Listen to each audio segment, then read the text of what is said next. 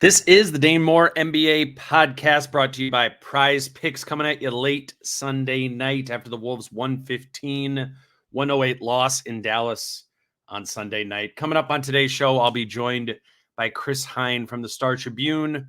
I'm back at my hotel now as I record this intro, but Chris and I recorded right after the game at the stadium. Chris is flying out to Orlando early on Monday morning, so at the stadium was kind of our one window to get a pod on the books from this game. And because we recorded at the stadium, the conversation is audio only. So if you are listening to this on YouTube, sorry, you won't see our faces. Best we could do for today. I did think it was a good conversation, though. It was fun to dig into the crunch time offense and just kind of what went down in the last final minutes of that game. It was nice to do when it was kind of fresh on our mind, and just after we'd come out of the locker room and talked to some of the players on it. We also talked about Jaden McDaniels, who I think we were kind of overdue for a Jaden McDaniels conversation. He struggled offensively in this game, just had 2 points, 1 of 10 shooting, but a lot of the conversation was just more broad about Jaden, and just as we're talking about ways in which this team needs to get better offensively, Jaden is hopefully one of those answers. Wasn't in this game, but we kind of talk bigger picture about that. And that led into just the broader topic that lingers with this whole season. Just where does this team get more offense from? They're now 35 games into the season, and the Wolves rank 17th in the league in terms of offensive rating, just a number that has to go up, and a number that's actually been dropping over the course of this last month. The Wolves rank 20th in the league in offense over the last 4 weeks. And 4 weeks ago is when this brutal stretch of playing, 16 games against 500 teams over the course of, a month began. And and that just kind of led into a conversation about this 16 game stretch where the Wolves are at as they're kind of coming to the end of it. They're now 14 games into it. They're 8-6.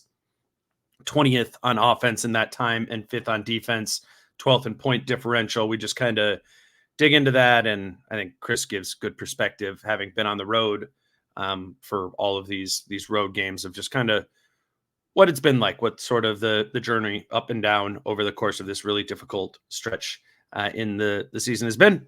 But anyways, thought it was good. Check in with Chris, just popping on here at the beginning to let you know what's going down. It's about 50 minutes, and that is coming up next. All right, I am joined now in the bowels of American Airlines Center Arena. What is this place called, Chris? American Airlines Center, I think. Center. I think Miami was American Airlines Arena back before the whole crypto thing happened. And this is American Airlines Center. Because Dallas and Miami, obviously, two American Airlines hubs, as I've come to learn in my travels. So it make complete sense. I flew Delta here. Mm-hmm. I'll be flying American out of here tomorrow. There you go. Mm-hmm. Let's start talking about this game. Wolves 115 or Mavs 115, Wolves 108, I believe was the final. Let's start by talking about the end of the game. As you kind of asked Ant when we were in the locker room afterwards, we've become accustomed to the Wolves winning in these exact sort of situations, these clutch games where it is back and forth. It's kind of been, when I was sitting there and the Wolves went and took the lead in clutch time, I was kind of like, that's been the pattern. Like, they come back, and once they take it, they don't give it back. And this was the first time that they gave it back. Yeah. And a couple different factors there, obviously, and what Dallas was doing, what the Wolves were doing, what the Wolves weren't doing there. What stood out to you about the clutch time tonight most? It seemed rushed. I know some of the guys after the game, and you're reading our coverage, that they said they thought they got pretty good looks, like especially Carl's. But I felt, maybe this is just me sitting in this media seat in Dallas where you're like right there behind the scorer's table. Mm-hmm. So it's a more up close and intense look. But I thought his two looks were super rushed. I thought Ants was forced when he had the double. He was steering on the double team, and he just decided to take a three from the right wing. I just thought the shot quality was not great. It wasn't terrible, but it wasn't great. And then Jaden had a very good look, probably the best look of the whole sequence, and it was just not his night tonight. 1 for 10. We've seen him knock that shot down before, but on a night where he wasn't getting anything to go, he had airballed a three earlier in the half. He was way off almost everything tonight. That was just kind of the perfect timing of that moment. Wasn't his moment for that shot to fall. So I just thought they looked a little rushed, a little out of sorts. Rudy with the turnover, just out of character for this team. But to your point, it's like we're not used to seeing this year. This is like the first time where they really gave away what should have been a win. Yeah, Ant was even there when we were interviewing afterwards. He was like, I still haven't wrapped my head around that we lost this game. He's like, I'm not even quite sure of how the hell did we lose that game? Exactly. Yes, more colorful language than that. But what to kind of fuse what you were just saying to what Finch said post game, he was like, we did a good job or Ant did a good job of at times really getting going during the game, and Cat at times really did a good job of getting going offensively as well, and that was for sure true. That's why they were able to keep pace with Dallas, kind of throughout the game when Dallas was really effective offensively the whole time. But what Finch said is they needed one of those between Cat and Ant to happen in the last 5 minutes there, and neither of them did. I think it can be Cat, it can be Ant, or it can be those Jaden shots going in. Or we've seen Mike Conley too. Sure. Yeah. Just the other guys where it's not really designed for them, but so-and-so gets doubled. They're wide open in the corner. Yeah. Exactly. Yeah. And none of those things happened really at the end of the game there. I thought it was kind of interesting too, the one that really registers in my head as like quote unquote rushed was the Carl three at the top of the key. It was Which one? He had two of them. It was right out of the second one? Ant, it was the Horns action. The second one. Yeah. Ant was the left elbow. Carl was they had Carl come up off the right elbow, and he came. And they run that a lot at the end of games. And he's hit that shot a lot. Yes. Over the last couple of years, especially. For sure. So it's a go-to move for them. Yeah. Absolutely. And I have no problem with that look. Yeah, that it seemed a little rushed. Sure, but whatever. I mean, I don't mind it. Carl Anthony Towns top of the key three there. Was interesting to me was it felt like in that clutch time of the game, the last 5 minutes, that a lot of the Cat things were design plays for him, like that, where Finch is intentionally trying to get it to Cat there, and there was less of that, if any, for Ant. That was really like designed by Finch to go to him there, and we sit here now and they lose the game and you didn't get Cat or Ant going, but I was thinking while it was happening, I'm like, that kind of makes sense, right? Like Ant is going to organically, more times than not, kind of find his shot, find his look in those moments, just because he has the ball in his hands. But what ended up happening in this one is it was more of the design looks for Carl, and none of that really came in the flow for Ant. And again, when you were interviewing him after the game, he was like, I need to be more aggressive. I only took one shot in the last 3 minutes of the game, and he did the I love bullets in the chamber thing again there, that he's kind of been saying of wanting to be more and more aggressive, and I've been kind of like hard on that. I think since Christmas, and I think somewhat justifiably so, like that the in Ant's sometimes excessive aggression over these past few weeks, that it's cost the team. I actually really liked Ant's aggression in this game, particularly in the first half there. So, some people might see another Ant saying post game, I need to be more aggressive sort of thing, and roll their eyes and be like, no, this is actually why the ball's been being turned over as much as it has. This is why the offense has been getting quote unquote sticky, whatever. Personally, I haven't obviously haven't gone back and watched it, but it felt like the right aggression from Ant. I thought for most of the game, and it's 27 shots, so a lot of shots, but it felt right, except in those last few minutes where it's like, yeah, I maybe did want to see more of Ant. And is that reactionary if Carl hits those threes? Am I saying the same thing? Maybe not, but I just wanted to say I didn't think it was like the wrong type of aggression broadly for Ant. And if anything, after disagreeing with his needing to be more aggressive comments in the past 2 weeks, I think that was a time where I do agree with him that maybe it could have been more than one shot in the last few Yeah, I wonder how much that possession where they did have the double on him and he shot the three. I wonder how much that had an effect. Correct me if I'm wrong, but was he the one that set up the Jaden three, the look from Jaden for three? Yes. Okay, so Pretty sure. Yeah, that was the right play at the right moment. Just didn't work out. I'm with you though. I mean, this was like I can't recall a game where Ant got to the bucket as easily as he did tonight for long stretches of time. Yeah. Dallas was, what's the word I want? Not careless defensively, but it's like, all right, we're not going to double him. We're going to let him get to the lanes. And he was just like, okay, you're going to let me do this? Like, sure. Multiple trips down the floor in that, was it the first quarter? And then the Didn't it look quarter. so easy? It looked incredibly easy. That's what I mean. Like I can't recall a game where he had that much ease getting to the basket and finishing. Yeah. Like there wasn't a lot of contact. He wasn't getting really fouled all that much because there was very little resistance at the rim. And then, obviously late in the game they started to pay him a lot more attention. I'm with you. I do think the last couple of games has felt like a good mix for him in terms of finding his shots, attacking the rim, making the right plays. I think in the previous games it was way too much him looking for his own shot too much. I think the last two games though, tonight included, have been really, really good Ant games. Yeah, I wonder if like that's part of the process.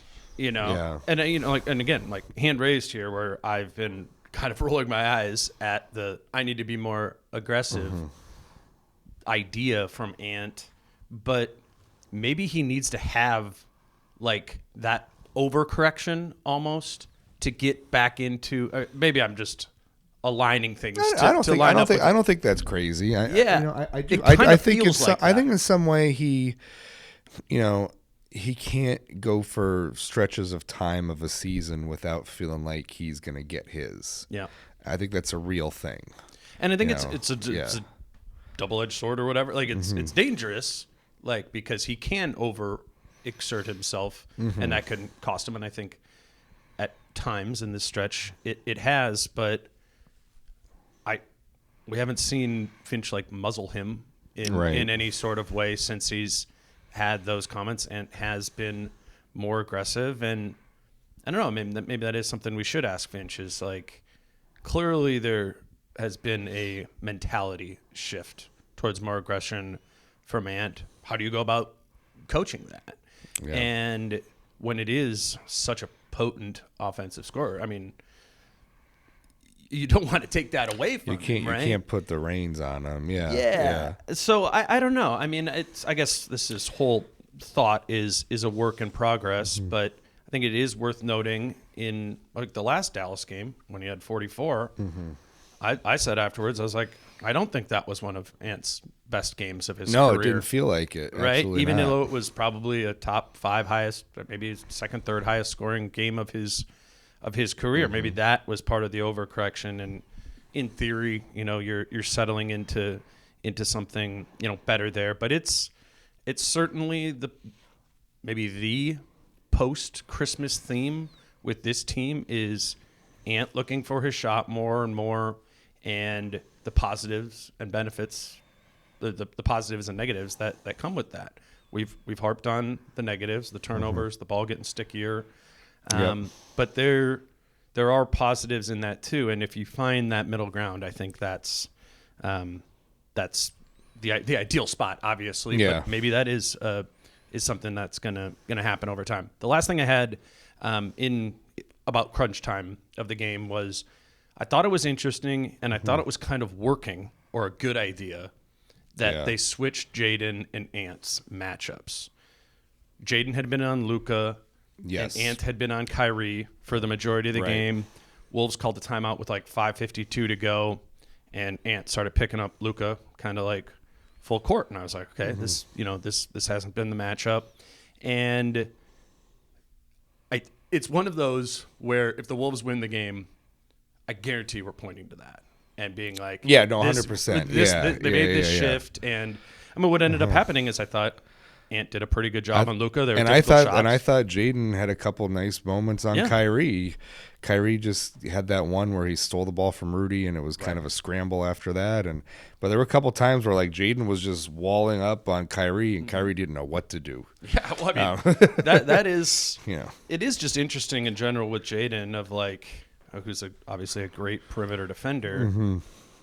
I go back and forth of being like, is he better against those big guards or against little guards? You know, and like I'm like, Brandon Ingram always seems to give him a little bit of trouble, and he's about the same size as him too. I think maybe just the idea that it was something different, I thought was a good idea. Seemed to be a kind of a collective brain trust sort of thing. Jaden, Ant, and Finch. Everybody was in on it. Finch said, we just felt Ant was doing a good job of just blowing up a lot of screens all by himself. At that point in time, he was getting into him and making it difficult. He wasn't going to let him have the step back. Then we also felt that Jaden's length on Kyrie could be a little bit more bothersome. I thought that was just an interesting thing. And the more and more I think about this team, or I think about it through a playoff lens, I think about the need to get that sort of defense from Ant, or more of that defense where it's a weapon. And I think it's not a bad idea if it's occasional, where you weaponize Ant occasionally at the end of the game or periodically. I think it's unrealistic to be like, all right, 38 minutes, you have this guy, and stop him. That's not going to happen. And be our offensive load bearer at the same time. Exactly. Exactly. So that's, I think there's something to navigate there, but I'm putting a pin on that and just. Well, it's just interesting to think about. Okay, in the playoffs, does Ant do that for longer stretches of time? Does he zero in defensively? Yeah. Because it is the playoffs. Is that another gear that this team can take that they're not going to show necessarily in the regular season, where it might be like, okay, Ant, you're going to guard, I don't know, throw somebody out there. I guess like Orlando. Maybe you don't put him on Franz Wagner. I'm just thinking if it's Timberwolves versus Orlando in the finals. No, I'm just thinking like in general, putting him on the second or third wing or whatever, which happens game to game. I'm always interested about. Well, against the Pelicans, he guarded Zion. Sure, I think like last time they played Dallas, he guarded Derrick Jones Jr. Very, very different ends of the spectrum of like offensive potency that he's guarding against. I think that has to be part of the answer for the playoffs, or the big picture, or just crunch time. Like crunch time. That's what the formula is now. It's like fourth quarter, last 6-7 minutes, whenever he checks back into the game in the fourth quarter, has kind of been that this year. Right. But does it become that for the whole half in the playoff game? Does it become for whole games? And can he do that while taking 25? While not having 30 shots, offense, right? That's the question, and that's hard. Which is easy for the common fan to think like, okay, yeah, you should be able to do that. But it's a lot. It's a lot to ask somebody for sure, particularly when it's on ball and it's like literally if it's Luka or if Brandon Ingram. If it's on ball defense and you have the ball in your hands on the other end of the floor all the time. Yeah. So yeah, definitely. But we've seen him, and to Ant's credit, like. He's never been one to shy away from wanting to take those responsibilities. He's come up with big defensive plays late in games before. He relishes the opportunity. He enjoys it.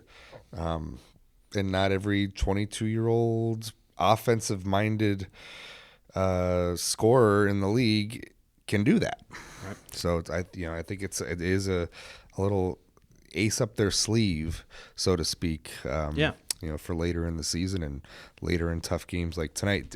Obviously didn't go their way tonight, but in general, yeah. Yeah, it's for sure something to put a pin in and another potential weapon for this team. Let me quickly grab a break here. Say that today's show is brought to you by Falling Knife Brewing Company, and we want to just kind of let you know what's going on at Falling Knife this week. Obviously, the Wolves play in Orlando on Tuesday and in Boston on Wednesday. Two of the best teams in the Eastern Conference. I think in particular about that game against the Celtics on Wednesday is obviously kind of, if you're into this team, must watch TV for two teams who are at the top of their conference on the Eastern Conference and the Western Conference. So keep that in mind, whether it's Tuesday night or Wednesday night, to be checking out the Wolves at Falling Knife. And they also want me to mention that a lot of people do maybe a dry January. There are non-alcoholic options there at Falling Knife. They do different types of drinks. It's not just beer. They have different seltzer cocktails. They have seltzer cocktails without alcohol, and then they do serve THC options in the tap room as well. Just got to pick one of the two between the THC beverages or the alcohol ones. So, as always, we want you to just be keeping Falling Knife on your radar for Wolves games first and foremost, but also just happy hours with your work buddies or friends or whatever it might be. So that's Falling Knife Brewing Company in Northeast Minneapolis. And then just quickly, we do have 2 tickets to give away to Friday's game against Portland. We're giving these away to Patreon subscribers all season. We have a bunch in January and here throughout the rest of the year. We've already given a bunch of them away. To be eligible to win 2 lower level tickets, you just need to be a Patreon subscriber, patreon.com/DaneMoreNBA. That link is in the show notes of the episode here. But yeah, you just send us a message on Patreon. You need to be a subscriber to send that message, and we will let you know who will probably give those on Thursday to whoever does win those. So patreon.com/DaneMoreNBA. A great way to support the show if you can't support the sponsors directly. All right, Chris, let's keep kind of moving through this game.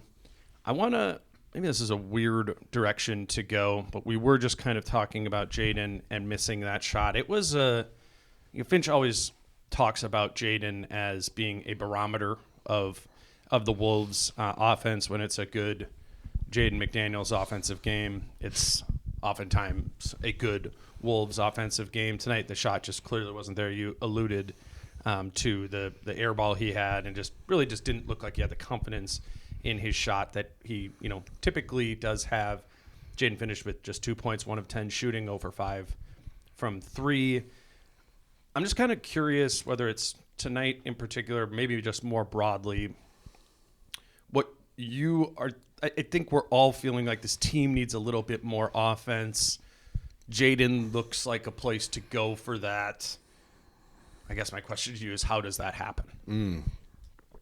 Well, that's why they don't pay me millions of dollars to be an NBA coach, because I really don't have the answer to that question. Finch did have the answer pregame. Yes, that's right. His answer was other people have to pass him the ball, which obviously very true. One thing that I've always been a little impressed just watching Jaden over the last couple of years, I always thought that there's been a little more to his offensive game than he was letting on. Sure. And I think one of the things that is maybe a little bit of a letdown or a slight disappointment about the kind of season he's been having is that I really don't feel like – I feel like he's played better offensively, like stretches of last season and even the season before. And I don't think he's quite reached a level of consistency that he's been at in previous years on the offensive end of the floor. Now, he's been hurt at various points this season. He started this season injured. Obviously had the injury, what was it, like 8-9 games into the season as well, or whatever it was. So it's been a bit of a herky-jerky kind of year for him so far, and I just don't feel like he's found a rhythm offensively that he has at other times. Now, maybe some of that is on the Wolves offense as a whole, as we know, and what Finch alluded to, the whole barometer thing.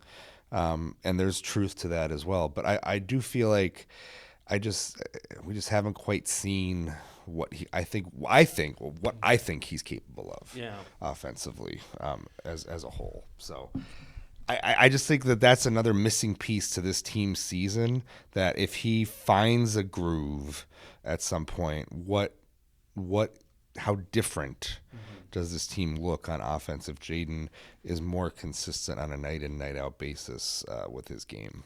You know what I think of with that is, when do we always see Jaden have like 8 points in the first quarter? It's when the other team tries to hide a bad defender, little guard on him, right? Yeah. And I would imagine in those times, it is play calls. You are trying to actively direct some offense towards Jaden. Correct. At those times. And when Finch was only half jokingly saying the other teammates need to pass him the ball because we don't, what he said, he goes, because we don't run a lot of play calls for Jaden. I wonder if maybe you can look to Jaden a little bit more direct the offense when it isn't just like Trae Young on him, you know, and maybe believing that he can do more against a mediocre defender. Rather, it doesn't just need to be someone that he's 6 inches taller than and can just shoot over. Right. And maybe this is a bad time to be making that argument after he goes 1 of 10 in this game, but there's something to be said, I think, with Jaden, and I think what we can all kind of glean about his personality and mental makeup, that it helps him to get going early in games. I think that's true with Nas. There's like, if he's makes that first spot up three, or he gets one of those driving dunks to the basket, it's like there's something contagious about it. And I think Nas probably does a better job of just like finding his stuff in the flow to make that happen than Jaden does. But I don't know. That's just something I've been kind of, as this has become more and more of a theme of like, the Wolves need more offense. Where do you get it from? Maybe you just need to direct some more of that Jaden's way. But at the same time, honestly, man, I don't know if that would be great. I don't know either. We really don't. We don't know. I'm looking at his numbers now, and it's not like he's way off of where he was last season. Like coming into tonight, this is Basketball Reference, so it doesn't include the 1 for 10 tonight. But I mean, he's down to 10.8 points a game from 12.1 coming in tonight. Turnovers down from 1.4 to 1. 3-point percentage, 39.8 versus 37.5 this season. So slight dip, but not still very good. Not a problem. 2-point percentage up, 58.8 to 62.3%. That's really good from two. Overall shot volume, 9.1 attempts per game last year versus 8.4. So the question is if you dialed up the directionality towards him, how much do those numbers change? And they probably, as all players do. You're saying, go. Cause part of the reason why it's 62.3% from two is because a lot of it are just like cuts. Which That's true. That's true. Yeah. Like he's good at being able, to find and do. And maybe if you do direct more offense to him, it's more of those like 10-foot faders, which he can make, but like, what clip can you reasonably, estimate him to get there? I don't know. I mean, at the same time, I've been thinking about this a lot with a lot of the things that we are saying the Wolves need more of, right? You need better offense. You need to turn the ball over. Like a lot of it does just come back to Carl and Ant. Like that's where it has to 100%. That's just where it has to come from. And it's not like those guys are having bad offensive seasons by any means. It's just like the reality of the situation is they're 20th, and we know you don't want to like direct more offense towards Rudy. Mike Conley might kind of be at the max of where he is. How much more can you ask offensively out of Nikhil or Kyle or Nas? Like, it does so much of everything. When you say, how can this team get 5% better? Right. I just think just in self-reflection of what I've been pointing to. I think I've been pointing to like the things that would make a marginal improvement. Right. And maybe, and I think Jaden would fit that. It's a marginal improvement to really blow things up and become, and have that, all of a sudden the Wolves are a top 5 offense in January. It just kind of needs to be Cat and Ant in conjunction, being kind of lethal offensively together. I'm not sure there are other real paths to a major offensive leap, if that makes sense. No, I'm with you on that front. It is Ant figuring out the balance of playmaking versus shot volume. It is him continuing to get to the free throw line. It is Cat continuing to be a very efficient player, as he has been for most of this season. And everything else is kind of ancillary. To this point, look what happened against Houston. Jaden goes, I think it was 7 for 10. Yep. It's a 25-point victory. He goes 1 for 10 tonight, and they lose. Yeah. Ant and Cat had, I forget what Cat had against Houston, but I want to say it was like 24. Maybe. Yeah, they had like kind of similar numbers to what they had in Houston. The bench wasn't quite as sharp tonight as it was in Houston, and Jaden wasn't as sharp tonight as he was in Houston. And really, that's, we say it's Ant and Cat, but I feel like Ant and Cat were there each of the last 2 games. The supporting cast wasn't necessarily there offensively tonight. The complementary offense you're right. was not there. You're right. And I don't think the offense as a whole was like Ant and Cat were not bad. It was not a bad offensive game, I felt like overall. What it is it needs to be like offensive games that are building on each other, because I agree with you. Ant and Cat have been good offensively lately, individually. They're having good offensive seasons, but if we were having doing a pod before the season started and we were like, Ant and Cat meeting, maybe exceeding offensive expectations this season, 35 games in, and then you told me they're 20th or whatever, they 18th on offense, 19th on offense overall, below average. I'd be like, what the hell, Right. And I don't really know what the hell, I guess is what I'm getting at. I think it's probably a lot of different things, but at the end of the day, I think you have to look. Karl Anthony Towns on bad teams for many years was a walking top 10 offense. But that's a fact. Why not now?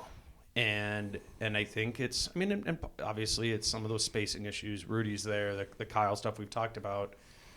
But if you have Anthony Edwards and Karl Anthony Towns on your team, almost irregardless of what's around there, it's got to be better than 20th offensively. Yeah. And maybe that's nitpicking on them some, but I don't know. I think these other things are going to make marginal improvements that we're talking about. And when we talk about making a leap offensively, which I actually think will happen in some sort of stretch, I think when we point to it, we're going to be like, turnovers are down and Ant and Cat are playing off of each other and becoming 25, 30-point a night scores super efficiently. Well, let's think about what it looked like 2 years ago when they did make that run to being the number 1 offense in the league from January onward. What did it look like around Ant and Cat? What happened with the other guys that sent them into the stratosphere? Torian Prince got out of an early season shooting funk and was lights out from basically the second half of the season. Nas played well. Jared Vanderbilt, Patrick Beverly, Pat Bev, from what I remember, offensively was decent. Yeah, he was. Vando did his thing. Was kind of the non-threat offensively, but still. But was really active. Got his was really active. Karl was getting double in the post all the time, so Vando was open. Yeah. Beasley coming off the bench as well. There was more shooting on that team right, than there is on this team. And those shooters were getting good looks because of Ant and Cat. Yeah. And they finally started hitting a decent clip of them. right. And There weren't ever. That's a good point. There weren't ever really like two lineups that had multiple non-shooters or questionable shooters. right. It was like Every Vando. lineup had a pretty good knockdown shooter in it. If I remember correctly, I was trying to think of like who else would have been a quote-unquote non-shooter or weak shooter that played. J-Mac. I think that's the year J-Mac shot 40%. J-Mac had probably his best year of his career that year, to the point where he was playing over D'Lo in the in the playoff series at the end. So it just, there was a lot of shooting, a lot of good shooting. Right. D'Lo included in that mix. D'Lo. And this team is just differently constructed and doesn't quite have that, where you could blame it on shooting luck, their early season offensive woes, and when it clicked in that second half of the season, it really clicked in. Right. To your point, I don't know, when I look up and down this roster, aside from Jaden maybe taking a step forward, you kind of know who everybody is offensively at this point. You know who Nikhil is offensively. You know who Kyle Anderson is right now. There's not like a guy where you're like, let's unlock more of it. Like I mean, Nas, they maybe? thought Shake was going to be that that's a guy. good point. Shake was supposed to be kind of that guy who was going to be the backup point guard, creator, shot. We think how many times do we hear early in the season we think he's a better shooter / scorer than people might think. He's going to get us out in transition. Yeah, that's probably, that was supposed that was to be part it. of that team too. Yeah, because they really got out and ran. Yeah, I mean, it's a smaller, faster team too. So I mean, I don't know. So maybe I'm making the case to get a shooter at the deadline. Yeah, here, right. That case has been made. Yes, yes. No, but maybe that is, as we're just thinking out loud, it probably just is a handful of different things. I do think in that handful of things, at the top of the handful is Ant and Cat. And what do those two really do that stacks on each other so as to be like an exponential growth? But let's keep moving on here. Chris, well, before we wrap up this game, I want to kind of do a check-in on where we're at in the midst of this 16-game stretch. The Hell March. The Hell March is how it took us 14 games. That's what I said the other day. Okay, the Hell March. They're 14 of 16 games into it. 8-6 now. 8-6. Again, 16 games, all against above 500 teams. 11 on the road, of which are on the road. I have that like tattooed in my brain right now. Okay, maybe we'll just go into it. The other thing I wanted to hit on was, I'll just say, was I think this team's becoming more forceful on the offensive glass. Night to night. They were tonight. They had 17 offensive rebounds through 3 quarters. They only had 1 in the fourth. That was kind of part of their offense.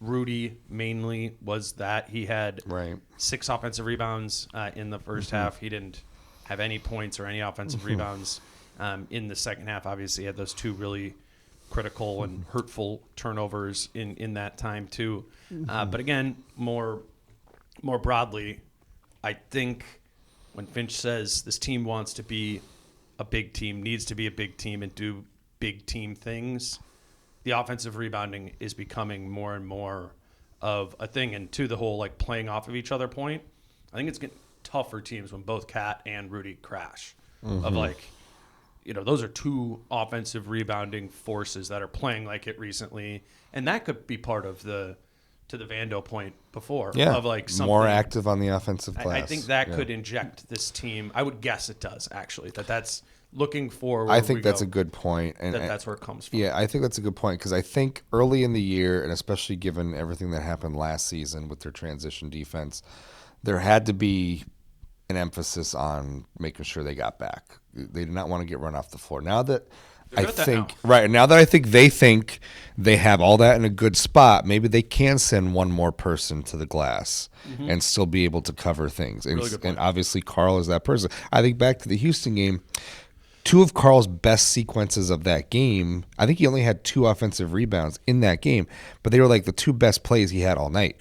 One was when he got a rebound and then he ended up getting a 3-point play off of it. Yep. And the second one was he gets an offensive rebound and finds Kyle Anderson cutting for a dunk. Yeah, and those both came off of offensive rebounds. So I think having him on the offensive glass is huge instead of having him just drifting back to cover. If you're able to do that and you're still able to cover on the back end, they should that's take advantage. the balance. And we've heard Finch say this from training camp. We got to lean into what makes a big team a big team. We can't shy away from it. This is one of them. You should be out rebounding teams on the offensive glass, getting more opportunities. And now it does seem like they are turning that a little bit. Yeah. We'll see if that continues, but yeah, be the Knicks. Be the Knicks in a way. Just the Knicks just get offense from offense. Well, I mean, not just, but they get offensive rebounds a lot. Because they're a big team. Because they're a big team. Yep. Yeah, I think to the transition defense point, I think that like became so heavily on the scout against them. Yeah. Was just like the beginning of last season before Carl got hurt. You know, the first 10 games they're getting run so much, and so now teams are getting their first look at the Gobert and Towns thing, and they're like, well, the Spurs beat them by just running. Like clearly that's how, and right. Then that kind of became the snowball going downhill, where teams were like, we are going to run. This is the plan in this game, and it's not the plan for teams coming in now. I don't think, because they're not seeing previous teams having an advantage by running the Wolves, who are just doing a better job of getting back, that I don't even think teams are really. They're not even really trying to super get out and transition more, and to that end, you get more offensive. You know, you can go for more offensive rebounds. Some numbers here, since we love numbers on this show. I was just taking a quick peek, NBA.com, just rough offensive rebounding percentage numbers. December, they were like 21st. Overall, they're 20th for the season in offensive rebounding percentage. However, 4 games played now in January, 12th. So moving on up a little bit in January. It's part of the cocktail. Right. It's part of the cocktail. It's a good way of putting it. We've got a lot of ingredients in this now. Yeah. But and as long as you can do that without giving up too much in transition, then you're in good shape. So, yeah. I like where that's headed. Don't like where their defensive rebounding is headed this month. 27th.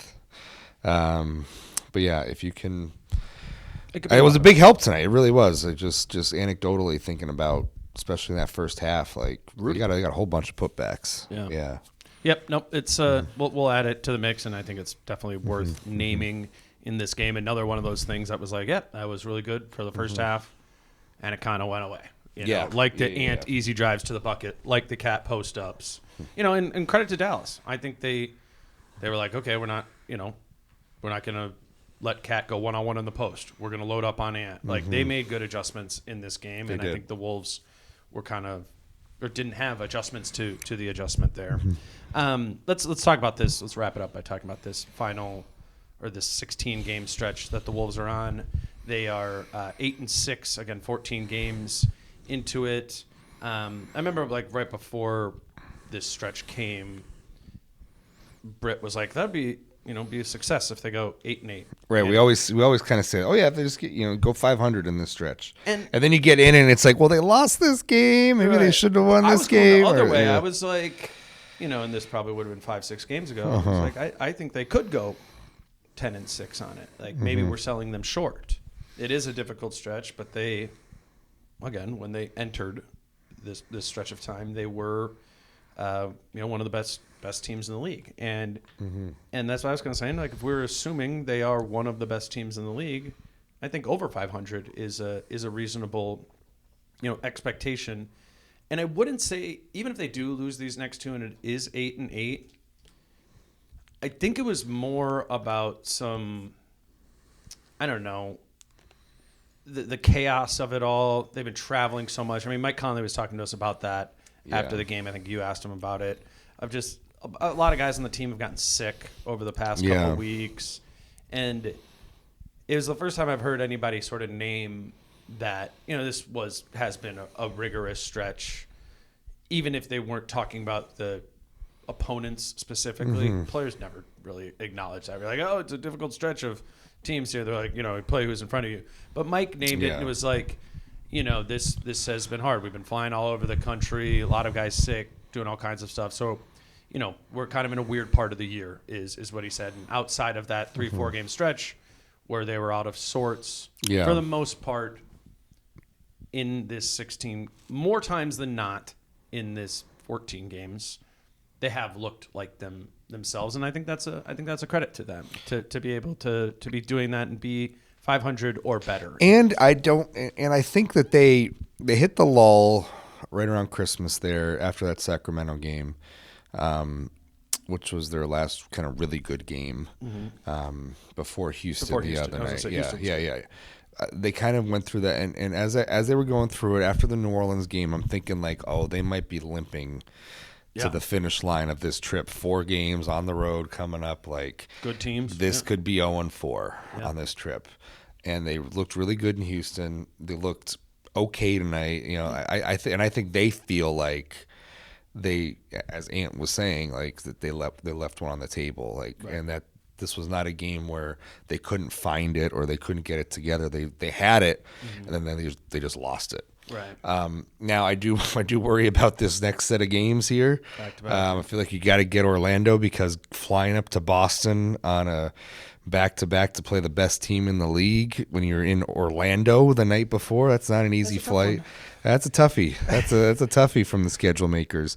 Michael Malone will be very glad to see that one on the Wolves schedule. For those who may not know what I'm talking about there, he was complaining about the Nuggets back-to-backs versus the Wolves and Oklahoma City. Only at 2, right? Yes, this will be their third of the season, and what will be, if I'm considering the quality of opponent and the travel involved, their most difficult back-to-back of the season. I'm guessing. Phoenix was tough. Phoenix was tough. Phoenix was tough. That was like a game 20 but you had after Rudy got put in a headlock. You had Stephless Golden State. Sure. The previous night. Here you're playing, the two of the best teams in the East, two of the top 4 teams in the East. And that's like, I mean, you and I will both be there. We'll be in Orlando and Boston. Like, I just, in that Boston game, I just don't want to see that letdown of Phoenix. Like, don't use it as an excuse. Right. Like, and I'm not, whatever, normal rest, I wouldn't expect them going into Boston being like, oh, like the Wolves are, I'm not expecting them to win that. But it would be, I think it'd be worthwhile and valuable for them to not be like, okay, this is the last game of this really difficult stretch that we're on. Like, let's just get home. Like, compete in these. I think it's important to compete. And it might, and honestly, it might be. I don't know if it's better or worse if they're going to be playing the best team in the league that night. Like, I don't know if it's going to be like, oh, we're playing Boston, let's just go out there and just give everything we got. Or it'll be like the opposite, where it's like, oh, we're playing Boston, we're going to lose anyway. Let's just, Well, that's what I'm saying. Is I would like to see it not be that. Well, sure, yeah, I just think that there's a reality to the way the NBA season operates that is probably going to take over, as opposed to the ideal. Like, let's get out there and give it 110%. Yeah. That game. Like, okay, if it's like a close game, it's just, a good thing. Yeah. not the Phoenix where it's just. Don't get rolled. Yeah. And I'm only saying that because I think of the Wolves as one of the better teams in the NBA. Yeah. And to that end, it's like, I think that, should be the expectation. I'll get it. I'm acknowledging how difficult this stretch in time is, but I mean, it's the reason I booked this trip is I'm interested by this hellish part of the schedule. Yeah. It is I thought it was going to be, a turning point of sorts in the season, because it's going to be, as we talked about the whole 16, but this 4 here is as difficult as it's going to get. Like, all year, from being all on the road to having a back-to-back in there too. I'm more so, I guess what I'm saying is, I'm interested to see how they close it out. I'm interested to see what Orlando looks like, and I'm interested to see what Boston looks like, and honestly, I want to keep seeing growth from Ant in back-to-backs. Yeah. Like and he's gotten slowly. I mean, he was not good early in his career, and in back-to-backs, and he's slowly progressed there. But I don't know. I would like to think that even a tired Ant goes into Boston and is like, let's go. Like this is part 2 of that Jason Tatum battle that those guys. If I'm remembering correctly, Boston I think was on a back-to-back for that game. Maybe not. I don't think they were. They did not have Derek White. They didn't have that Derek was White that in that was game. Maybe their that was their the- little handicap in that one. It was no Derek White, but I'm pretty sure they were not on a back-to-back. Okay. The Knicks were on a back-to-back, and the Sixers were on a back-to-back when they came to Target Center. Okay, maybe that's what I was confusing I it there. think. Yeah. But I guess, long story short, I'm curious to see what happens here on this trip here, because they don't have any of the excuses that Mike Malone and others have been making for them, and it's an opportunity to show something, and they're capable. Yeah. Like they can go into Boston and win. Like they're a good team.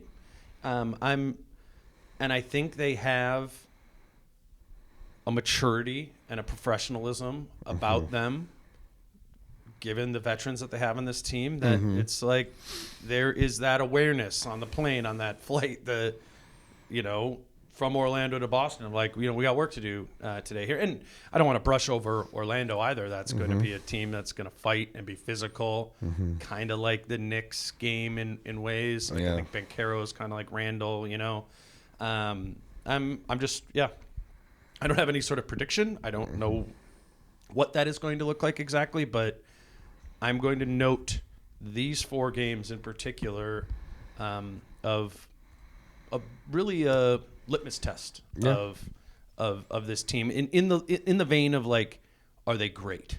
Yeah. I think for me to go into the second half of the season being like, this might be a great team.